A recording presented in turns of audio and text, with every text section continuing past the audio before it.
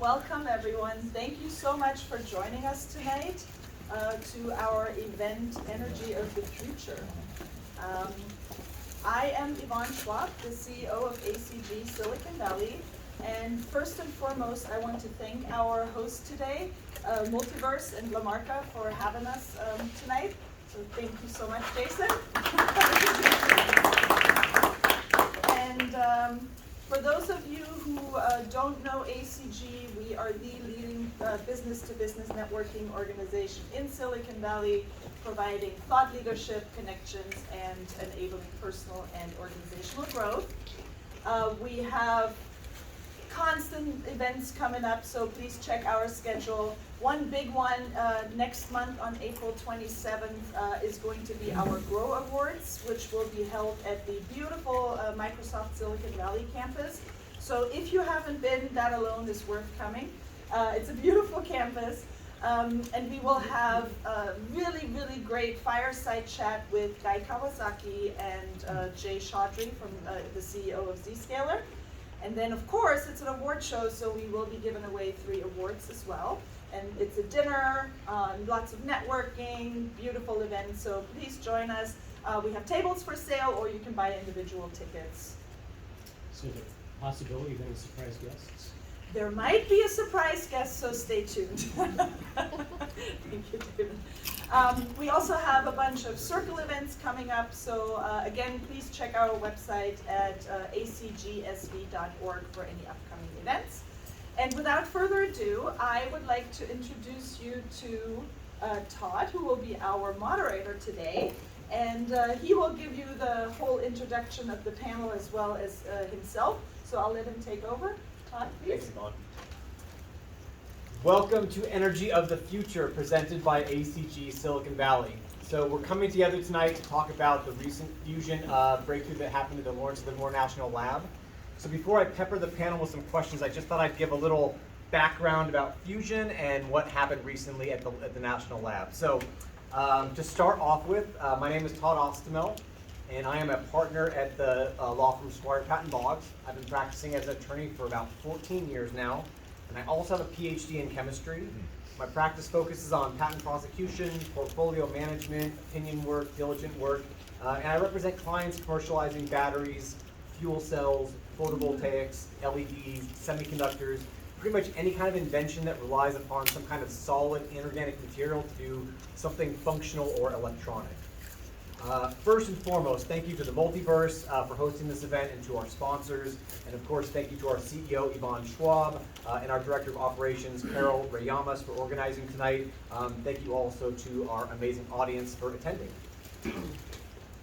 Okay, fusion. Fusion is a nuclear process in which two atomic nuclei combine to form one atomic nucleus. And the mass of the formed nucleus is less than the mass of the two nuclei that are used to form that nucleus. So where does that extra mass go? That extra mass is emitted as radiation proportional to Einstein's equation, which is E equals mc squared. So fusion takes mass, makes less mass, and uses that to produce energy. But fusion is not new, right? I mean, in fact, fusion naturally started about 200 million years after the universe was formed. And it's been going on ever since for about 14 billion years. Gravity heated and pressurized protostellar gas clouds of hydrogen and helium after the universe inflated and sufficiently cooled for electrons and protons to coalesce into atoms. And these gas clouds became the earliest stars. And these earliest stars made the heavier elements by fusing hydrogen and helium. And fortunately for us, those stars exploded and spewed their heavier elements around the cosmos, some of which formed into other new stars and even our own solar system. All right, then we fast forward to 1927. Some of this stardust coalesces into a person named Sir Marcus Oliphant, who is credited as the first human to demonstrate nuclear fusion. He accelerated deuterium into 600,000 electron volts against various targets and produced helium-3. A couple decades later, in 1952, we witnessed the first thermonuclear device that was tested by the United States, where they used a primary fission device to release energy in a confined space in which you had cryogenic deuterium fuel, and that process produced the elements like plutonium and einsteinium by fusion. And then we fast forward to December 5th, 2022, when the National Ignition Facility, located close by at the Lawrence Livermore National Laboratory, fused tritium inside of a gold target by heating that target with multiple lasers until that target imploded as a plasma at 350 kilometers per second, which densified the tritium fuel on the inside of that gold target to about 100 times the density of lead and at millions of degrees temperature. They don't say Celsius or Fahrenheit because I think at that scale it doesn't really matter anymore. So what was so amazing about this event was not that there was fusion per se, but what was amazing was that for the first time, the ratio of the energy put into the target was less than the energy that came out of the fusion process. So when scientists talk about the ratio of energy out to energy in, that's called gain. This is the first time that the gain was greater than 1. In fact, it was around 1.5. And the previous record for that was about 0.7. So the National Ignition Facility used a process known as laser inertial confinement. There's other ways that people are doing fusion these days. Some people are doing magnetic inertial confinement. Those are on like the tokamak and the stellarator reactors, if you've heard of those. And there's companies right now racing to commercialize this technology. I did a quick Google search before this talk, and I found about 30 startups working to commercialize fusion technology. So to me, the amount of investment in this sector is astounding, given that I think the consensus from the panel when we've had some pre-discussions is that this technology is still decades away from being commercialized and from wide-scale adoption. So that brings us to tonight's event. What does that mean for the future of energy? How quickly can we turn these findings into energy-making systems? Can we address global warming? And what are some of the alternatives that this offers for us? What does this mean for our electrical grid? And so with that, I'd like to introduce our panel very quickly. All right. Hopefully we're still on time. That wasn't too long-winded. Make the introductions shorter. You know, I know, lawyers get paid by the hour, you know, so we talk. All right, our first panelist is Professor Mariam Khanbaghi. She's the Director of Power Systems and Sustainable Energy Programs at the Santa Clara University in the Department of Electrical Engineering. Professor Khanbaghi is, before joining Santa Clara University, she was at Corning Incorporated, holding several positions in research, engineering, and manufacturing. And during her tenure at Corning, she created and led Corning's first ever advanced control group, serving all Corning businesses with cutting-edge technology to improve quality while reducing costs. She also worked several years for Pulp and Paper Research Institute in Canada, in Montreal, and Vancouver as a research engineer. She did her undergrad at Sophia Antipolis, France, which I heard is the Silicon Valley of France. Silicon Valley of France. She has a master's and a PhD from École Polytechnique in Montreal in electrical engineering. She's published over 30 papers, has 2 patents, and her area of research is control systems, design optimization for large-scale grids. We also are fortunate to have Florian Kolb here tonight. He is the Chief Commercial Officer and General Manager of Intertrust Technologies. Florian is a senior executive and has extensive professional experience in European energy and Silicon Valley technology. He's held a series of business leadership and board roles. His core focus and expertise are in energy data and technology and data-driven business models, innovation, and digital strategic venture investments, mergers and acquisitions, and restructuring. Florian is currently the Chief Commercial Officer and General Manager of Intertrust Technologies, which is a Silicon Valley data technology and data security company. He's responsible for all energy business products and corporate development. I might just cut short the introduction and move on to Brad here, just for the sake of time. Pardon me. Thank you. All right. Last but not least, we have Brad Mattson, Chairman and CSO of Husk Power. Mr. Mattson, I could go on about your career. You've been in semiconductors, been in venture capital, have developed a $2 billion clean tech venture capital company.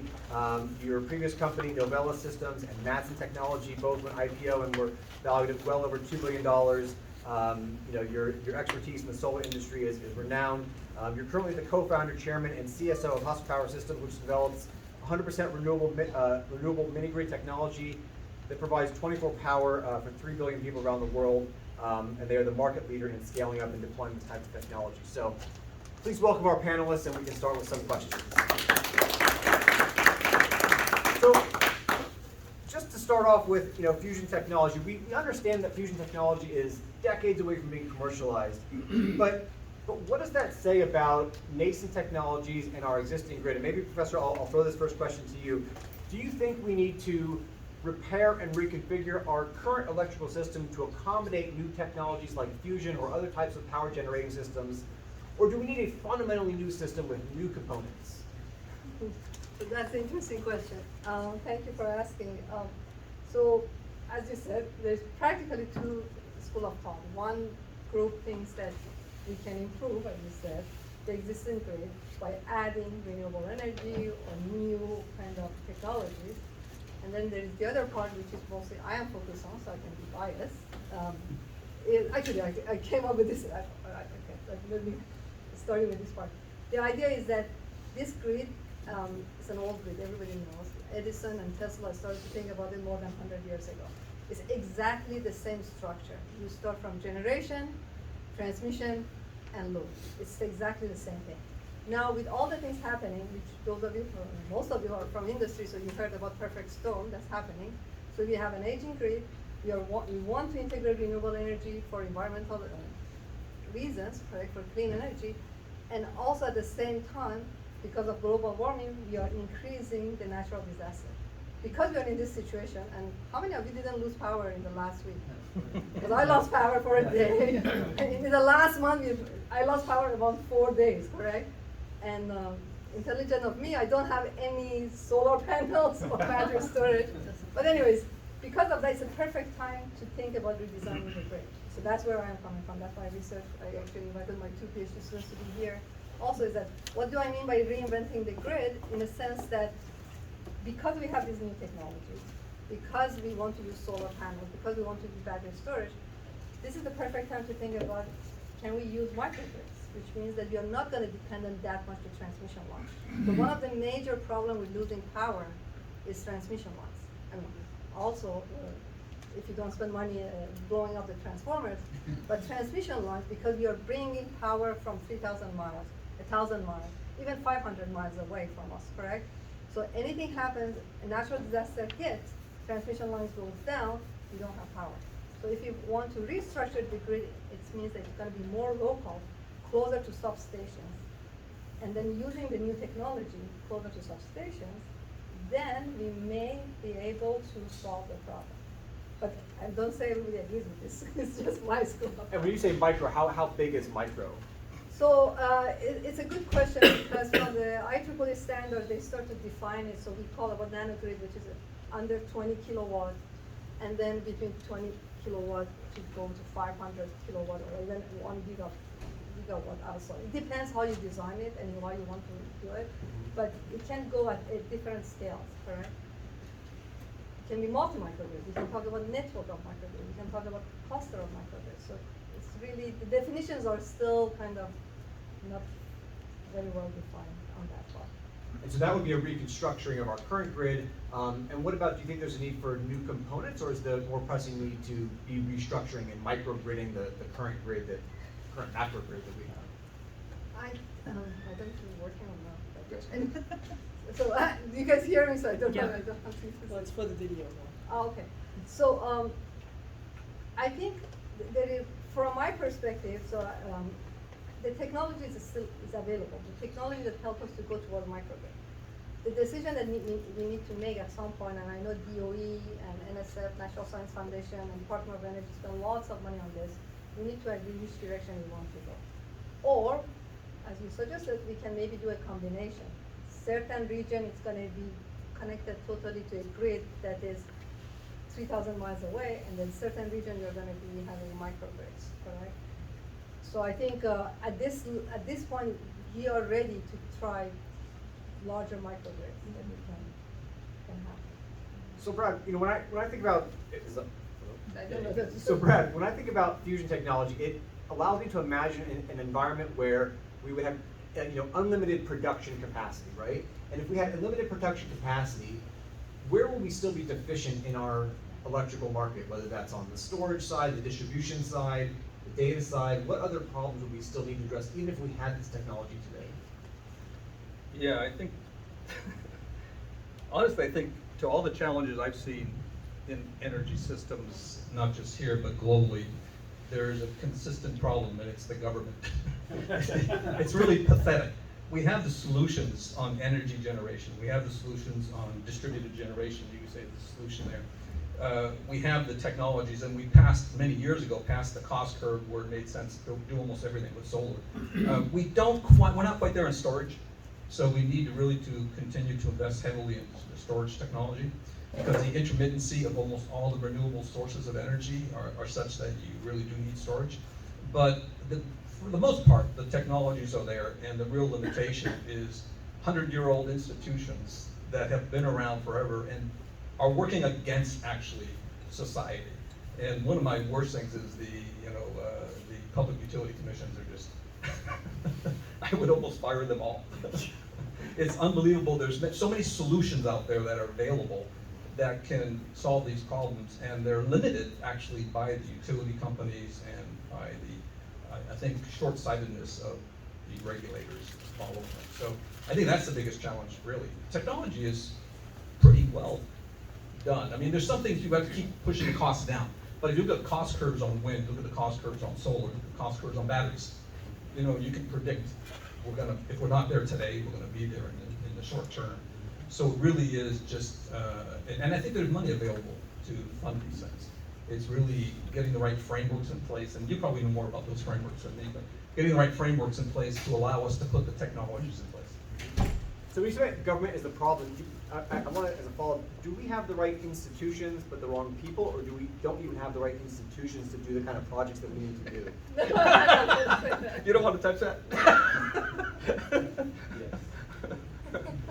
What was the question again? The question, I guess, if we want to make this change, I mean, if government is the problem, does government need to get out of the way and we just let the free market, drive our energy consumption and production, or do we need different government that has almost a Manhattan-type approach to energy production and says, look, we as a government are going to make a concerted effort to spend, I mean, if you look at the fusion technology, that was started back in 1997, right? So for the past 26 years, we've been employing how many thousands of people at that facility, and this is the product of their efforts, and it's worth asking, if we had that same amount of money and the same about 30 years to work with, what should we do with that amount of money, right? And is it give it to the government and say start a big project, or would we to say, hey, let's invest in 50 startups and see what they can do, and see who wants to buy their stuff? Yeah, I'm not sure. I haven't thought enough about how to solve the governmental problem. Okay. But when I was looking at this when I was on the venture capital side and we were trying to promote various renewable energies and clean tech, one of the things we knew is that there's X number of states that are either coal states or natural gas states that have 2 senators each. And when you look at that block of like 14 states, it's impossible to pass anything, basically. So, when you look at that situation, we have a governance problem that doesn't allow us to move forward. So what is the solution to that? I really don't know. All right.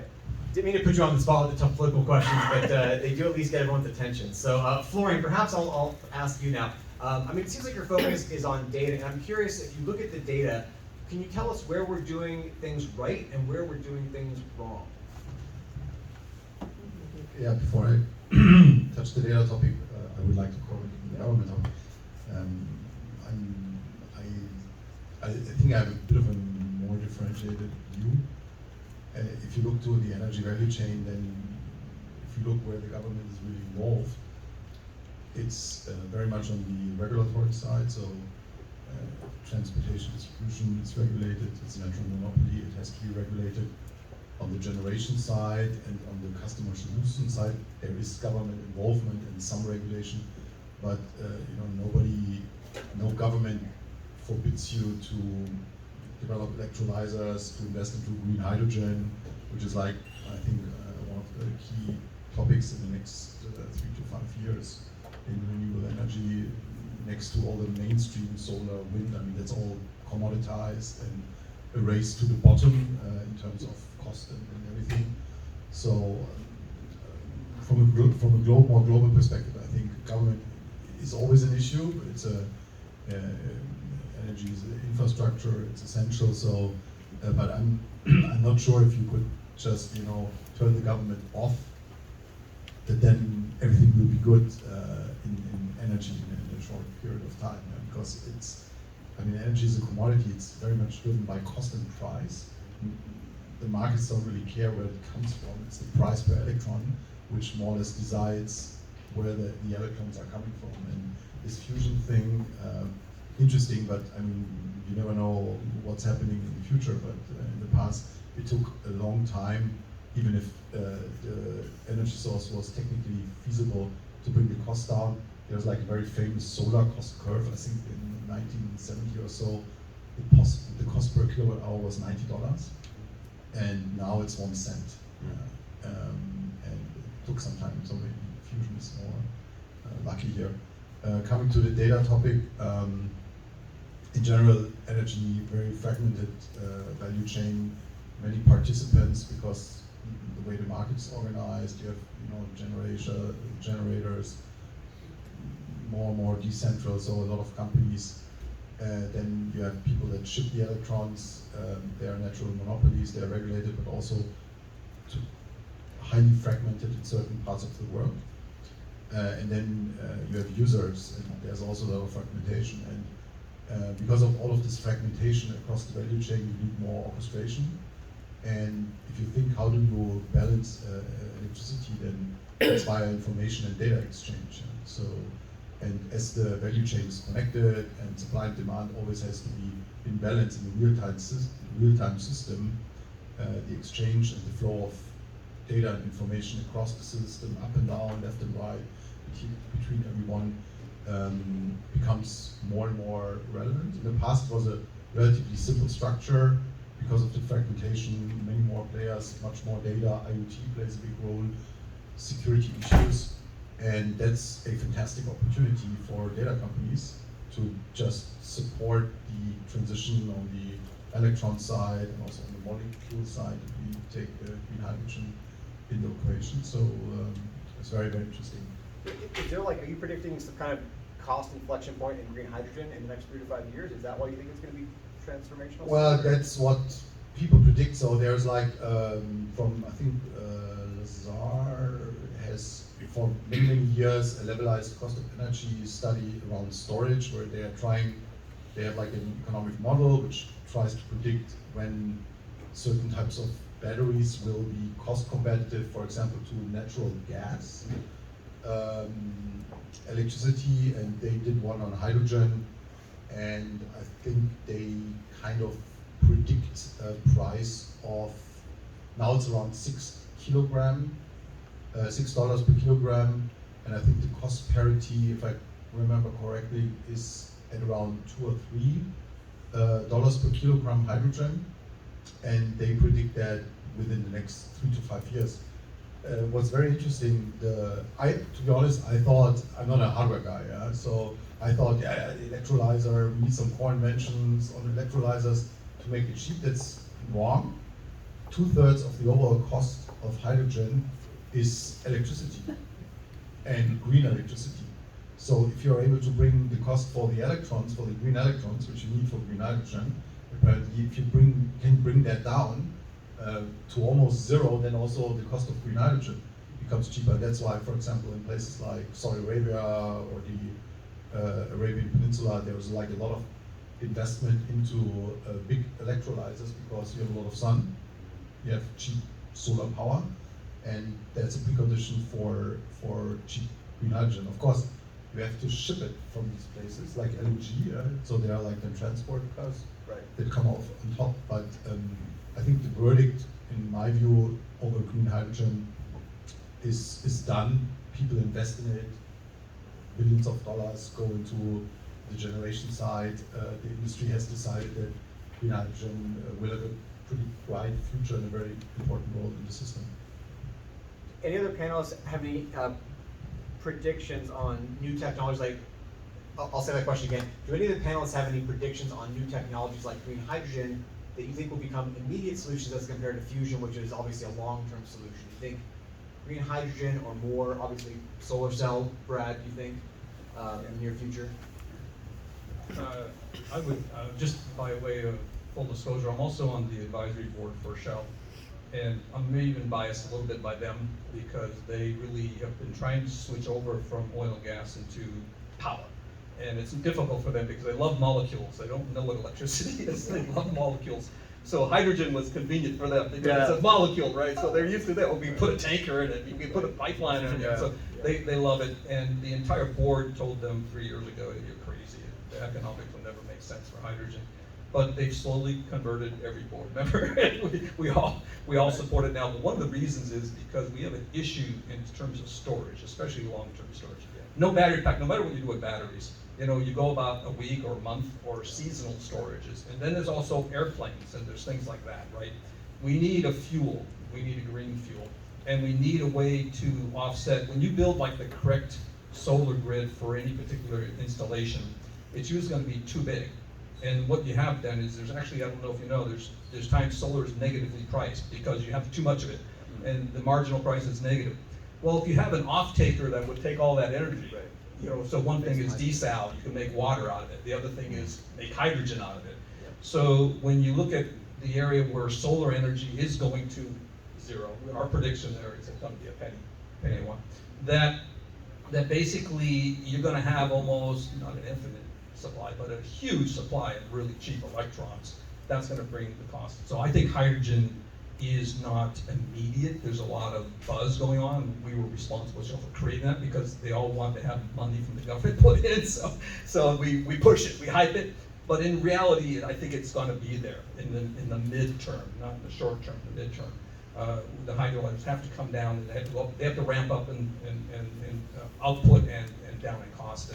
And then we need to be, what will happen with Saudi Arabia is they'll oversize the grids, you know, solar arrays to basically use this excess energy for creating green hydrogen. So I think it's going to happen. And of course the anti-inflation act, what do we call it? Inflation Reduction Act. The thing that creates inflation, but we call it inflation reduction. The incentives are huge, and the feeling is if you don't invest in hydrogen in the United States, you're crazy. I mean, with the incentives you have. So that happened, by the way, in solar. One of the reasons we got from $100 a watt down to less than $1 a watt was the government. Yeah. You know, they stepped in and they made it happen, and they're doing the same thing here. Yeah, same thing. The feed-in tariffs is like crazy. The feed-in tariffs are what really got solar going too. You know, so I think those interventions are good, and so I think hydrogen is going to be there. I'm pretty negative about fusion. I mean, if I had a list of 15 things I'd invest in energy, I don't know if it'd make the list. There'd be so many things we need to do. We really have an incredible amount of good, clean technologies now. They just need to scale. You know, and so really we should be devoting in how do you scale them and how do you utilize them on the grid. The grid can't even use them, right? So how do we modernize the grid for the modern energy that we're producing? And then there's still some areas that we need to scale, like batteries are going to gigafactories. Everyone's building a gigafactory. But we still have new technologies because we may, I don't think we'll run out of lithium, but there's issues and there are solutions to these issues on metals, you know, and there's iron batteries and there's flow batteries. There's a tremendous number of exciting storage solutions too that we need to invest in. That's why I would be putting R&D into storage solutions, which are, and you know, mobility is here, right? I mean, whether we talk about cars, we've had mobile phones, we're going to need batteries for everything, including stabilizing the grid. So I think that's where I would, you know, my priorities would be invest in storage, but also invest in the ability to utilize the low-cost solar and wind and everything else that we're producing, which gets back to the grid. So, Miriam, you know, at the beginning of the talk you talked about the importance of microgridding, right? Which is a kind of a localization of the distribution. Hydrogen is kind of on the power production. Batteries are kind of on the storage side.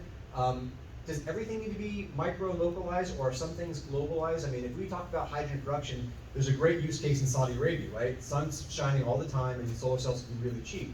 But that use case might not be the same in some other geographic locations, right? So, do we need to be thinking locally on each aspect of energy, from production to consumption, or is distribution just that prime focus? Let's see if it works, and then if it doesn't work. Doesn't work? Yeah, No. let's take this one. Yeah, I give you. Okay, so if you look at the map of the United States, correct?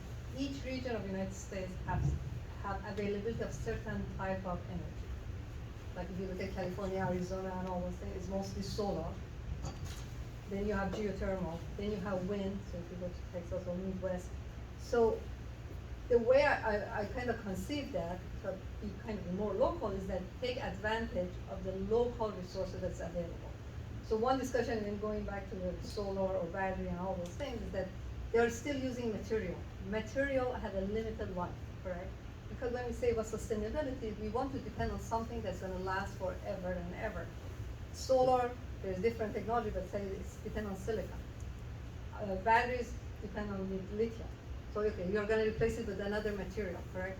So if you're thinking about new technologies, my thing is that, okay, let's think about technology that lots of people start thinking is biofuel, correct? Because biofuel is, you can use Just like compost gasoline. and all those things, and it most probably is going to be available all the time. Other technology, I'm not against it, because as a researcher, you always want to find new things, correct? I cannot ever be against anything, even against fusion, because everything needs to start somewhere, and certain things takes 100 years to get somewhere, certain things takes 2 years to get somewhere. So, but if you don't give the opportunity, we won't know. But for the way I think about the grid and the solve it is, for me, it's managing the energy, making this balance happen, reducing. I'm not really focused on reducing costs, but reducing blackouts, and also I'm very for not asking the consumer to suffer. Like demand response, if you have heard about it, saying that, okay, don't start your dishwasher right now, don't start this way, do this way. I mean, we are pushing kind of, and again, right now, if you look at PG&E is asking you, if you don't utilize your dishwasher and all those things between 4 p.m. and 9 p.m., your cost is gonna be less. So they are putting all the effort on the consumer, right? Because my background is control, actually, it's not power. So from the control perspective, I don't want to do that. I want to give the best solution, minimum cost, without affecting the consumer needs, correct? Right.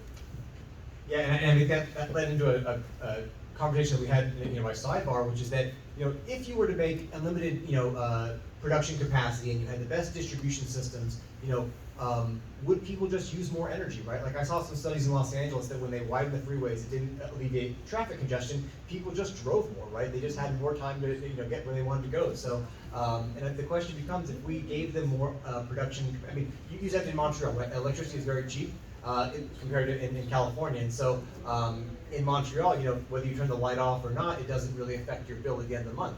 But here I scream at my kids, like, turn the lights off, wear a sweater, we don't need the heat right now. Yeah, man, I think, I'm not sure where I was going with that conversation, but, That's a dad thing anyway. yeah, so I do want to leave time for the audience to ask questions. I think we have about 15 minutes left, but I did want to say, if we look at fusion as a nascent technology, I mean, if you look at batteries 100 years ago, there were some batteries that Thomas Edison and Henry Ford were making in cars that would drive 20, 30 miles around local cities. Today we have Teslas that go 300, 500 miles sometimes, depending on how you drive them. Other than hydrogen, are there other technologies that you see today that are like fusion, almost unimaginable that we're using them, but maybe our great-grandchildren will be taking them for granted? Nothing like that. I'm not a material person, and I think anybody who comes with new ideas has a material background, so I don't think I think there's one that influences the energy world is low temperature superconductors might be an interesting area that would affect a lot of things that might be worthy of investment. But generally, I have a different opinion in terms of, I'm an entrepreneur, so I love technology, startups, all that other stuff, and R&D, I love R&D, all that. But right now, I think we're facing what you could almost call an existential crisis. And when you look at, even in California, we have untenable weather. Something's wrong. And I think it's past the time of just playing around. I think we really need to focus.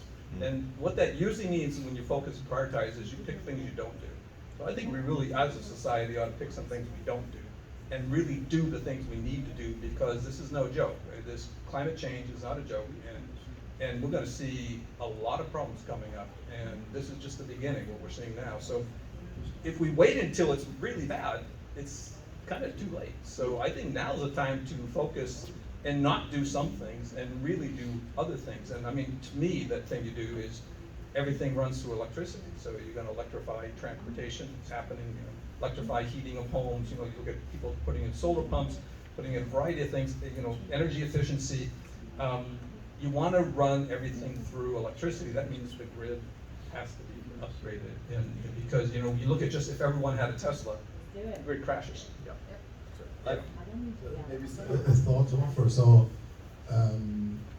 if we don't act soon, then the question, what will we have in 100 years, will not be relevant Won't anymore. matter. Because we won't matter, because game over. We'll be underwater. Very bad outlook. So, if I would have to allocate the R&D budget of the government or so, I would try to, find stuff or change regulations so that, in a reasonable amount of time, decarbonization can happen now. But I think what we will see in X years from now is hopefully a completely green energy system, very decentral, highly automated. So I think AI will play a key role, and therefore data. I have to promote the data topic all the time. Of course, it's my business, but I truly believe that that's really needed. And I think that the energy itself, so the kilowatt hour, will be for free. It will not cost any money anymore. So that's remains to be seen. So you guys lead into one of a great question. It might be my last question for the evening. So as it was mentioned, I am a dad, right? So I do think 100 years down the road, what will my kids be living in? What kind of planet will they be living in? And I guess nearly all the people that I represent are in the green tech field: fuel cells, photovoltaics, batteries. I go to conferences, I talk to these people all the time, and I won't tell you the responses, but I often pull them to the side in the corner. I sometimes whisper, I say, do you think we're actually going to solve this global warming? Do we have a fighting chance? You mentioned, is it potentially too late? Right? Do we have to just start living in a new type of watery, humid world? So I'm going to ask you guys to say one final thought before we open it up to the audience. Is it too late? Do we have a fighting chance? And if we do, what's the first thing that we should be doing? So according to McKinsey, it's almost too late, or already too late, depending when you want to achieve your climate reduction goals. So that's I think the benchmark. So too late for what? Yeah, for doomsday. We don't know. But if you want to achieve like the Paris Agreement, 2%.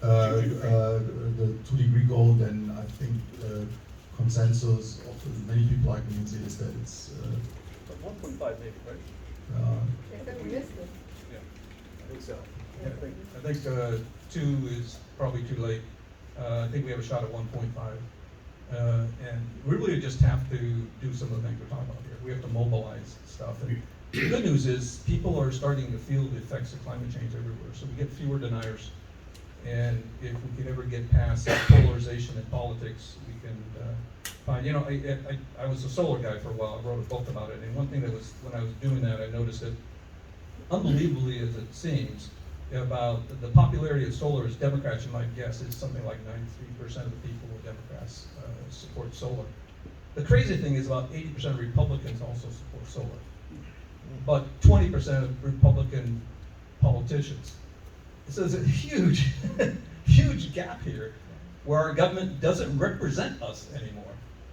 And so it's a little bit insane, but there's some things like solar that is universally liked by both parties, and you still have limitations on it. So we do have some barriers. I started with government because I've done enough to know that that's where we get hung up. But I think there's some things, if we galvanize the public opinion, we can move some of these things ahead and get past partisan politics. But I think that we're moving, and I have hope, because I think a lot of people are getting pissed off about what's happening. And hopefully we can start to take the right kind of actions. And it's happening other places around the world where action is being taken. I do a lot of my work in India and in Africa. And I can tell you sometimes I'm more proud of those governments, believe it or not. Nigeria is more progressive on this distributed generation than America is. Unbelievable. So one vote for the apocalypse, one vote for optimism. Professor, what is the tiebreaker? Are we going to make it or not? Okay, I'm optimistic, but I'm coming from academia, so the way I look at it, and we kind of sometimes miss it, is that And the new generation is very, very conscious about that. The only part that is worrying me, and I'm working a lot on it, is that they are conscious, but they don't want to do the work and learn about it to fix it, right? So we need engineers for the future, and we don't have that. We don't have enough. But if we get them, I'm on the hopeful side. I have to be optimistic, right? How about you, Todd? Yeah. You know, I kind of side with Miriam. I think you have to be optimistic, right? I mean, I think even in the face of what we're facing, I think we still have to invest in new technologies. I also think, though, it should shift our focus a little bit to the reality that our world is changing, our world is going to get hotter and wetter, and we might be able to live with that. There might be a way to exist in a world that might seem unexistible right now, and that will only happen with technology. So I think there is opportunities to grow there. I think every problem has a solution, and you know, that's worth looking into. So I would love to invite questions from the audience. Yes, please. Brad, I have a question for you. You mentioned India, and India from the standpoint, I worked with India, I've done projects in India before. From what some, Speak to the microphone. So from my understanding, what I've heard when I was doing my work there is that there's still, by different estimates, between 100 million to 200 million Indians that heat their homes with cow dung, effectively. And that those 150 million were so about to move to coal heating. And it's very difficult for me to imagine, like, had seen the country, been there for dozens of times, how you can convince any of these people not to use coal tomorrow, because before they were using coal, they still need to heat their homes, especially in India right now. So what do you see right now that's promising? What does the government do? I'm really curious to hear, in countries like that, what is happening that does give us that hope? Yeah, it's hard because other countries want what we have, right? And so the pathway to prosperity is through energy. And as you get a little taste of energy, see, we put in 200 mini grids in India. And what we found as soon as we installed mini grid, the appetite, you have customers for life. As soon as they have, they're not using electricity again, and they keep using more. Compounded use rate is about like 20-30% a year. Once they have electricity, they can trust, right? So they're going to go up this curve, and unfortunately, as that appetite is whetted, right, the demand goes up, and it, not just heating, cooling. I mean, you think about almost no one in India has an air conditioner. If they all had air conditioners like we had, again, the world wouldn't survive this. So, unfortunately, they have a problem creating enough energy for the grid, and they do rely on coal, even though they have one of the most aggressive solar programs around. We're attacking it on our side by distributed generation. So we put in 200 mini grids, we're going to put in 500 more in India over the next 3 years. So we are 100% renewable energy. So basically, we come in the opposite way, you know. So we don't come in with 5% clean energy on the grid. Our mini grids are 100%. Because we do solar, and then we do batteries, and we do biomass gasification. So there's a lot of farms in India. So we could use farm biomass. So we're doing our end, fighting it from one side.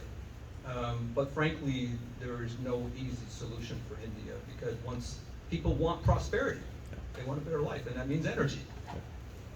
So all we could do, you know, Modi has been pushing really hard, aggressively, gigawatts and gigawatts of solar. We just try to support them every way we can to grow that, but there's got to be a gap. The good news is, I think they don't want coal. I mean, you go to Delhi, I was just there 2-3 weeks ago, you can't breathe the air. I mean, it's terrible. I can only stay a week in India because I start coughing. And they don't like it either. So there's a will, there's technology, it's just people's appetite for prosperity creates this issue, but you can't deny them that. but they're also going for fission, right? I think they're going for fission. I mean, they're installing reactors as well. Yeah, India is one of the ones where all the above solutions are appropriate because they have such a deficit. Yeah.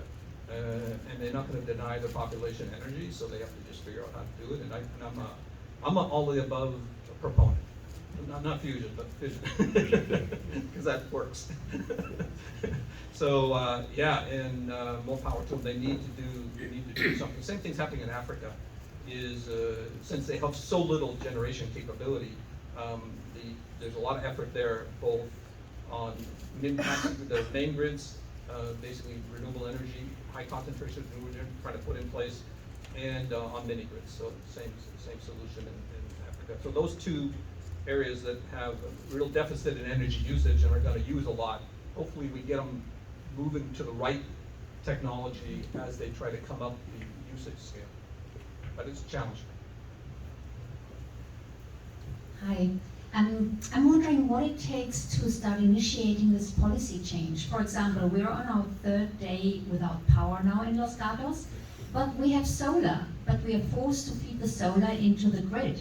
We could be our little microsystem of energy and function on a fairly basic or pretty good level, but we're not allowed to. And we could save a lot of gas on all the generators if we were using what we have on our roof anyway. I would recommend to start the Green Party in the United States. So we have one in Germany, which has been, I mean, I'm not a member of the party, I'm from the opposite side, to be honest, but I think the reason why Germany kind of played a very important role in leading the energy transition globally via subsidizing solar when solar was expensive and creating economics of scale for solar was because of the Green Party.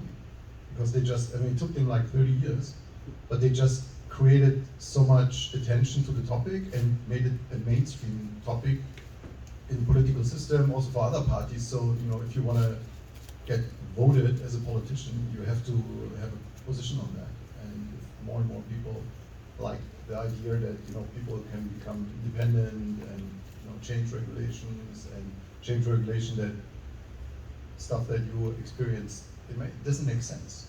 You just need to scale it to a faster pace. 30 Yeah. years is slow. Maybe I can ask you a question. So you have solar panels on your house, right? Yes. Have you thought about adding a battery backup?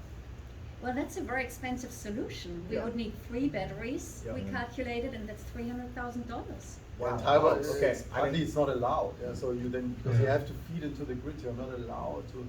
I don't know how it's exactly, but so Yeah. it's like. You're forced to feed into the Yeah. grid and then buy it back. Okay. But now the grid is down, and our solar is producing, but it's useless. Yeah. Yeah, so other thing you can do is, and people do this, is show up at the PUC meeting and complain. And we need hundreds of people or thousands of people showing up at the Public Utility Commission meetings. They control PG&E. Yep. And PG&E is, I don't have the right words, but when I want to put 20 kilowatts on my roof, they say, no, you can't. I go, why? I mean, it would really help when power's down, right? But no, they limit you, they don't, they're changing the net metering rules to make it worse for homeowners to put solar on the roofs. They stop community solar. I mean, it's kind of terrible what happens in terms of how they try to stop progress. And the only way to control that is through the PUC. So, I mean, that's what we can do, is show up and yell at them. What's the name of the committee again? Public Utility Commission Or public- that controls PG&E. Any other questions? It's a monopoly, and so they get away with doing a lot of crazy stuff. Can you share your thoughts about nuclear energy? As I mentioned, I'm a fan of fission, mostly because we need to solve this climate change problem, and we need all those possible solutions. The problem with fission is that it's the NIMBY, not in my backyard, and because of that, and it hasn't scaled. That it's difficult these days. I don't push it anymore because actually solar and wind is cheaper. The problem with solar and wind is the basically intermittency, so it increases your problem with battery storage. But if I were to push the technology now, because I think fission is so hard to locate, it would be geothermal. Geothermal is a great baseload power, and we're enhanced drilling. All this fracking that's been going on has enhanced the drilling technology that you could actually implement advanced drilling techniques to do geothermal, and you can do it almost. There's a lot of places you can do geothermal, and it's an incredible base load and can be very clean source of energy. So there's some technologies we can do besides nuclear that I think makes sense right now. Not that I'm not a fan of fission, but it's just so hard to cite it. And, I mean, it has so many barriers, it ends up becoming expensive. There's just cheaper solutions. Any more questions? Don't be shy. Maybe I say one thing, just. Not on my topic, but just to share. I've got a friend in Norway and he invested in something like, they have a lot of snow, a lot of water, so he invested into a little hydro energy thing, and it's like much more common there, it seems, and they just got together with the landowner and have their little energy source. And I think that's exactly the idea. Utilize what you have in your country, get together with your microsystem to, but then with the final step to be able to utilize it for your own needs. I think that's the way to go. Just half. But thank you very much, very interesting. Well, those are great questions. If you don't mind, why don't we thank our panelists for joining us today.